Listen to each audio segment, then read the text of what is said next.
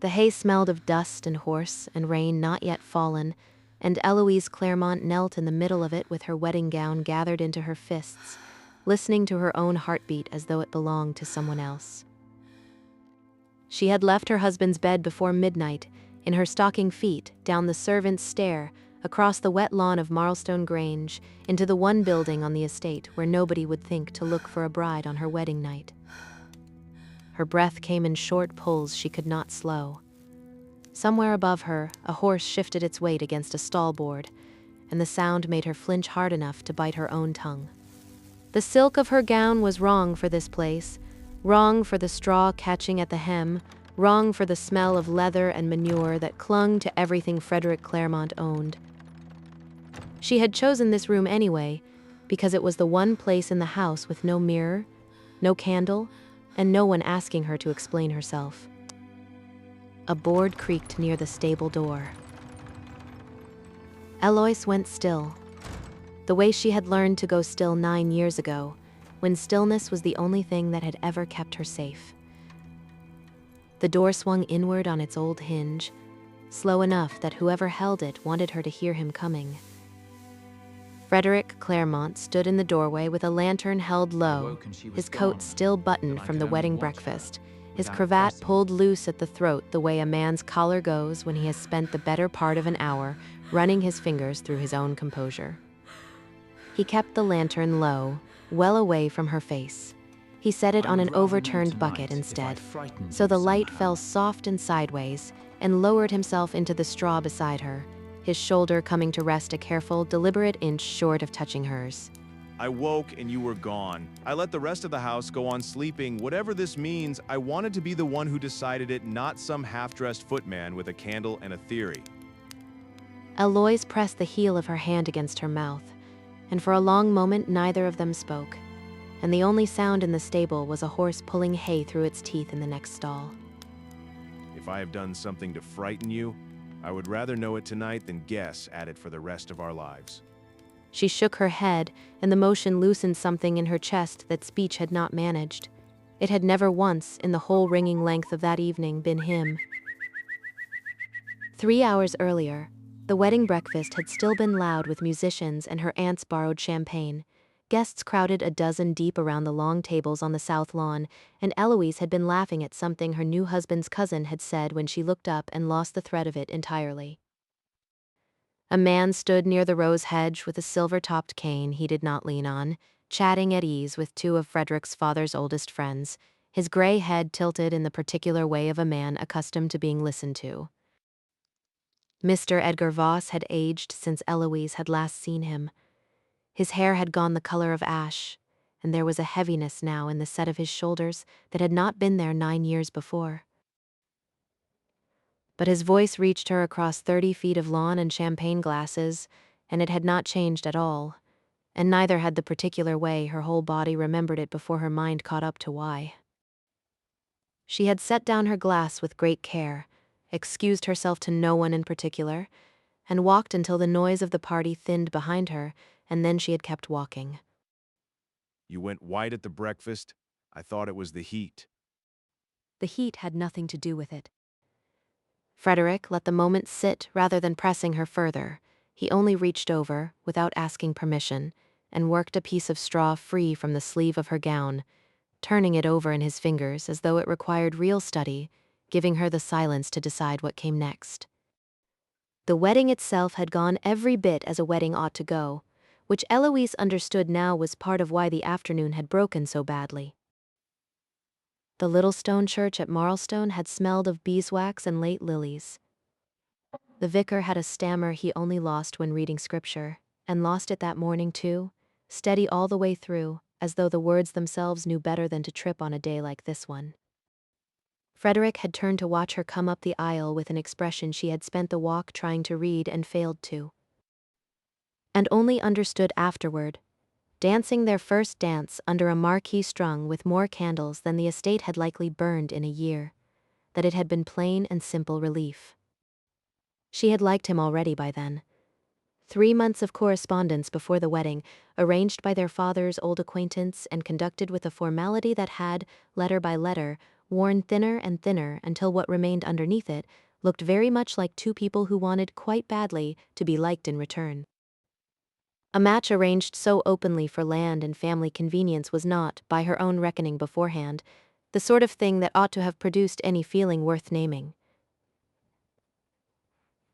The feeling that arrived, instead, bore almost no resemblance to the tidy business reasons the marriage had been proposed for in the first place. That was why the sight of Edgar Voss among the guests had cut as deep as it had. It was not only an old fear resurfacing, it was fear arriving uninvited into the one room of her life she had allowed herself to hope might one day be free of it. Eloise told it in pieces, the way a person empties a pocket they have kept sewn shut for a long time, not all at once and not in order. 9 years ago, at my family's house near Elmsworth, there was a frozen lake at the bottom of the East Field. My cousin Rose used to skate on it every winter, and that January she quarreled with a man over another man's attentions. And I watched them from the boathouse window, because I was 14 and bored, and thought it was only an argument worth watching. I watched him put both hands on her shoulders and push. I watched the ice open like a mouth. I watched him stand there afterward, quite still, until he was certain there was nothing left to see, and then he walked back toward the house as though he had only stepped out for air. She had never told her parents, who died within 4 years of each other, still believing their niece's death an accident of youth and thin ice. She had never told a magistrate, a vicar, a single living soul, because she had been 14, and he had been a gentleman of considerable standing, and she had understood with a child's flat certainty that her word would not so much as dent his. I told myself for a long time that silence was a kind of mercy, that speaking would only dig Rose up a second time, for nothing, since no one would believe me and everyone would remember her that way instead of any other way. It took me years to understand that I had not been merciful. I had only been afraid, and I had dressed the fear up as something kinder so I could live inside it. She had carried Rose's memory with great care after that, the way one carries something already broken, taking it out only alone, in private, on the anniversary of the thaw each year, and putting it away again before anyone could ask what she was thinking of. It had become, over 9 years, less a grief than a discipline. She had gotten very good at it. What was his name? It was less a question than a demand for a fact he already suspected, and Eloise gave it to him plainly, because there was no longer any reason left to protect it. Edgar Voss. Frederick said nothing for the length of several breaths. When he spoke again, his voice had lost none of its steadiness, which frightened her almost as much as anger would have. My father called that man a friend for 30 years. I have known him since I was a boy young enough to be lifted onto his shoulders at the county fair. I know. I saw him standing with your father's oldest friends this afternoon, laughing, and I understood in that moment that I had married into a house that would never believe me over him, and I panicked, and I ran, and I'm sorry it was tonight of all nights. Frederick took her hand then, the first touch either of them had allowed since he had entered the stable, and he did not let go of it while he answered. You did not marry into that house. You married me. Those are not the same promise, and I intend to prove it. If a moment like that has ever found you honestly, in the middle of an ordinary night, you already know what stillness like that costs. Tell me in the comments below if you would. Can you hear rain against a window right now? Or wind? Or is it perfectly quiet where you are? And if this story already has its hook in you, a like helps it find the next person who needs to hear it tonight. They returned to the house by the kitchen door, past a scullery maid too startled to do more than stare, and up the back stair to the room that still bore, absurdly, a scatter of dried rose petals someone had strewn across the coverlet that morning in celebration. Frederick would not let her go down to face the remaining guests that night. Instead, he went alone, straightening his own collar in the hall mirror before he did, and Eloise sat on the edge of the marriage bed and listened to the murmur of the party continuing below as though nothing in the house had changed at all. He was gone the better part of an hour. When he returned, he closed the door behind him with unusual care, and there was a stillness in his face that had not been there in the stable. I watched him as long as I dared without drawing notice. He asked after you twice. Both times to men who had no reason to know where you'd gone, and both times he watched the door while he asked it. That was the second thing that reordered the whole shape of the evening in Eloise's mind. She had spent 9 years believing herself the only person in that ballroom who remembered what happened at Elmsworth. It had not occurred to her, not once, that Edgar Voss might have looked across the lawn that afternoon and recognized the woman he had once watched grow up 2 farms over, and understood exactly what her white face had meant. "He knows I saw him." I believe he does. Voss departed early, before the last of the wedding breakfast had finished, offering some excuse about a horse gone lame and a long road home, though his own coachman had been seen not an hour before drinking contentedly with the Marlstone grooms and showing no sign of leaving at all. He would return, he told his host, before the family departed on their wedding journey, to pay his proper respects. Frederick relayed all of it standing in the doorway, still in his shirt sleeves, and neither of them mistook it for courtesy. Later, with the house gone quiet and the last carriage wheels faded from the drive, Eloise sat against the headboard still in her wedding gown, too tired to undress and too awake to sleep. And Frederick came and sat beside her without a word, still in his own good coat, and after a while she let her head fall against his shoulder. Neither of them spoke for a long time. It was, in its own strange way, the first true quiet either of them had been given since the church bells that morning, and Eloise found she did not want to break it with anything as small as conversation. My father built half his fortune on Edgar Voss's good opinion of him. I have spent my whole life hearing what a fine, steady man he is. Frederick's voice, when he continued, had none of the careful gentleness he had used in the stable. It had gone hard in a way Eloise had not yet heard from him. I no longer care what 30 years of dinners bought him. If it comes to a choosing between my father's oldest friend and my wife of one day, I have already chosen, and I will say so to any man in this county who asks me to explain myself. The threat, when it came the next morning, and it came for Eloise alone. She had risen early, unable to lie still any longer, and gone down the back corridor toward the stable yard, meaning only to see that the mare she had ridden as a girl, now retired to Marlstone's paddocks on Frederick's standing invitation to her family, had settled well enough after the previous day's commotion. Finding Edgar Voss waiting there in the passage, coat already on, hat in hand, as though he had been standing there some time already, was the very last thing she expected. "You look well this morning, Mrs. Claremont," he said, and the courtesy in his voice sat oddly over something colder underneath it. "Marriage agrees with you already.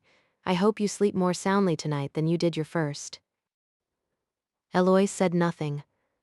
Her hand found the door frame beside her, not to steady herself, but because it was the nearest solid thing in reach. Accidents happen twice in a family sometimes. Voss went on, turning his hat once in his hands, unhurried, as though discussing the weather rather than a girl who had drowned 9 winters before. "Ice is treacherous. So are stable stairs, in the dark, to a bride still unfamiliar with a new house. I should hate for anything to happen to you before you've had the chance to grow accustomed to your good fortune here." He set his hat upon his head, inclined it to her with perfect courtesy, and walked on toward the front of the house, leaving Eloise standing in the corridor with her heart slamming against her ribs and both hands pressed flat to the wall to keep herself upright. She stood there a long moment, counting her own breaths the way a governess had once taught her to, 4 in and 6 out, until the corridor stopped tilting. The ordinary sounds of the house returned to her one by one: a kettle somewhere below, a maid's footsteps on the back stair, a dog barking twice at nothing in the yard.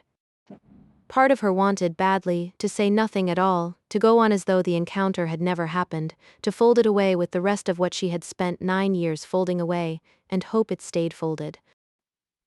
She recognized the wanting for what it was almost as soon as it rose in her, and set it aside deliberately, the way she had promised herself in the stable 2 nights ago that she would. She found Frederick in the stable yard not 10 minutes later, examining a loose shoe on one of the carriage horses with Hodge, the old groom who had kept Marlstone's stables for longer than Frederick had been alive, and she did not wait for privacy before telling him what had been said. Frederick's face went through no visible change at all, which was somehow more alarming than if it had. He set down the horse's hoof with great care, straightened, and asked her to repeat the exact words twice, while Hodge stood by with a raft still in his hand, listening without pretending not to. Ice is treacherous. Stable stairs in the dark. Those were his words. Those were his words. Hodge made a sound low in his throat that was not quite a word, and both of them turned to look at him. He did not explain himself at once. He set the rafts down on the mounting block, wiped his hands slowly on his apron, and asked Eloise, in a voice gone strangely careful, whether the man who had spoken to her wore a signet ring on his right hand and a scar besides running pale across the back of it. Yes. I noticed it yesterday, shaking hands with your father's friends. I thought nothing of it at the time. Hodge nodded slowly, as though a long-carried weight had finally found its proper shelf. I worked the far side of the Elmsworth Lake that winter for old Mr. Price, he said. I was the one pulled Miss Rose out of the water, God rest her, after.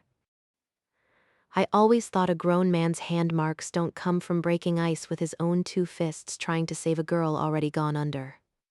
But nobody asks a groundsman what he thinks, and I'd no proof beyond a scar and a bad feeling, so I held my tongue 9 years, and I am ashamed to say it now. You knew? I suspected, Hodge said. There's a difference, sir, and I have carried the weight of that difference a long while. Frederick sent word to the constable's house in the village that same hour, a short note asking only that a man be spared to call at Marlstone before the day was out, worded carefully enough to raise no alarm if it were read by the wrong eyes first. He would not leave Eloise alone in the meantime, he said, and meant it literally. He walked her back to the house himself, arranged for one of the older grooms to sit within call of the kitchen garden where she liked to sit and write, and told the housekeeper, without explaining why, that Mrs. Claremont was not to cross the grounds unaccompanied that day. You are making me a prisoner in my own new home. I'm making you difficult to reach. There's a difference, and I would rather you found it tiresome than found out the other way, what happens without it. It was a reasonable precaution, sensibly arranged, and it came within a hair of working. What it could not account for was a boy of perhaps 11, paid a shilling by a stranger with a silver-topped cane, arriving breathless at the stable door with word that one of the Marlstone tenants had a dispute over a boundary hedge that could not wait for morning. A dispute invented whole, as it would later turn out, by a man who had watched the groom's rotation from the road for the better part of an hour and timed his lie to the minute the older groom went in for his midday meal. Voss struck before evening could arrive. He returned to Marlstone that same afternoon, his manner suggesting nothing more than farewells before the wedding journey, and found Eloise alone at the paddock fence, feeding the retired mare from her open palm. Frederick called away not 50 yards distant by a tenant's dispute that would, Eloise would later understand, turn out to have been no dispute at all, but a message carried by a boy Voss had paid a shilling to invent. This time he said nothing at all. He took her by the arm above the elbow, hard enough to bruise, and began walking her toward the stable's rear door and the path beyond it that led, eventually, down toward Marlstone's own ornamental lake. Eloise fought him with everything a body remembers when it has spent 9 years rehearsing, in silence, this very moment. She dug her heels into the gravel, twisted her arm free of his grip long enough to strike him across the face with her open hand, and screamed his name loud enough to carry across the whole yard. Frederick. For one long second, close enough to smell the pomade in his gray hair and the wine still on his breath from lunch, Eloise looked into the same face she had watched stand quite still over a broken lake 9 winters before. And something in her that had been 14 years old for far too long grew up at last, fully and all at once. She stopped fighting to get away and started fighting to hold her ground instead, planting her heels in the mud and driving her elbow back hard into his ribs, buying herself 2 seconds that mattered more than they had any right to. He came at a dead run, coat forgotten, and reached them at the stable door just as Voss caught her by the wrist again and wrenched her back against him. What followed was not the clean, decisive struggle of a storybook. It was two men grappling badly in a doorway, boots skidding on old straw. Frederick's knuckles splitting against the door frame as he forced Voss's grip loose finger by finger. Voss's cane clattering somewhere out of reach. Eloise pressed flat against the wall, trying to make herself small enough to give them room. Hodge arrived with a pitchfork raised, bellowing across the yard. "Let her go, or so help me, I'll run you through where you stand." And it was that, more than either man's strength, that ended it. Voss went still all at once, chest heaving, 3 points of a farm implement inches from his coat, and something in his face collapsed from confidence into something much smaller. Frederick sent a stable boy for the county magistrate before he so much as saw to his own bleeding knuckles. By the time the man arrived, well past dark, half the household had gathered in the front hall in various states of undress, and Voss sat under Hodge's watch in the estate office with the door held shut from outside. The magistrate wanted more than a bruised arm and an old man's 9-year suspicion, and he said so plainly. What he got instead was Eloise's account, given without a single tremor this time, followed by Hodge's, the two of them agreeing on details neither had ever discussed with the other beforehand, down to the exact hand Voss had used and the sound the ice had made. Voss tried twice to turn the room. First he appealed to the magistrate as one gentleman to another, reminding him of 30 years of good standing in the county, and asking, with a wounded dignity that came close to convincing 2 of the assembled footmen, whether a single afternoon's accusation from a bride not 3 days married ought to undo a lifetime's character. When that failed to move the room, he tried a colder tack, suggesting aloud that grief did strange things to a young girl's memory. That a 14-year-old watching a tragedy from a boathouse window might easily have mistaken a man reaching to save her cousin for a man pushing her in, and that no court in England would hang a reputation on 9-year-old confusion. It was that second argument, more than the first, that Frederick answered. My wife has never once confused reaching for pushing. I have watched her hold a memory steady for 3 days running that would have broken a lesser account into pieces by now. If you would like to test whose memory is confused, I'm glad to have you explain in front of this magistrate just how a hand comes to be scarred that way from reaching to save someone rather than releasing them. And when Voss had no answer ready for that, Frederick asked him, quite calmly, to remove his glove. The scar ran pale and old across the back of his right hand, precisely where Hodge had said it would be, precisely where a man's flesh tears when broken ice closes on it, before he can pull his own hand free of the girl he has just released. It was Eloise who spoke last, once the magistrate had finished writing and Voss had been led out to the waiting cart under guard. She turned to Frederick, who stood with one hand wrapped in a torn strip of his own shirt, and found she did not need a grand speech after all. "You are the first person in 9 years who heard that story and asked what his name was, instead of asking if I was certain." Frederick took her uninjured hand in his and said nothing at all, because there was, for once, nothing left that needed adding to it. Dawn came up gray and ordinary over Marlstone Grange, as though the house had not spent its night on the edge of catastrophe. The wedding guests who remained departed in careful, subdued clusters, murmuring the sort of things people murmur when they have witnessed something they will spend years deciding how to describe at dinner. Eloise kept away from breakfast altogether. She asked instead for the carriage to be brought round early, and told Frederick, when he found her already dressed and waiting in the hall, that there was somewhere she needed to go before she could properly begin being his wife. Where? "Elmsworth. Rose has a grave there. Nobody has visited with the truth in 9 years. I should like to be the one who does. At last." He never asked whether she wanted company. He went instead to fetch his coat, the torn one still stained faintly at the knuckle, and rode beside her the whole way, filling the silence with nothing beyond what she wanted to hear. They stood together at a small stone marker gone soft-edged with 9 winters of weather. Eloise crouched to clear a season's worth of fallen leaves from the base of it, her fingers going cold in the damp moss, and told Frederick, in a voice pitched only for him, the things about Rose that had nothing to do with lakes or ice or last afternoons. That she had been terrible at sewing and proud of it. That she had once talked their way past a suspicious gamekeeper by pretending to be lost. That she had promised, the winter before she died, to teach Eloise to skate properly instead of clinging to the bank the way she always had. I never learned.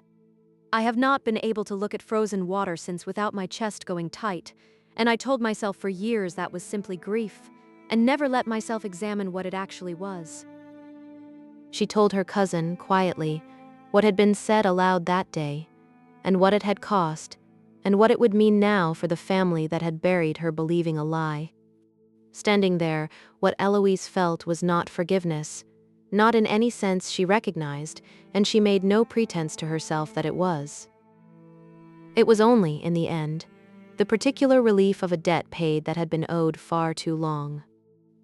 And the smaller, stranger relief of discovering that she could stand at this grave now, and remember a girl who had loved bad sewing and bank-clinging skating, instead of only the last 5 minutes of her life.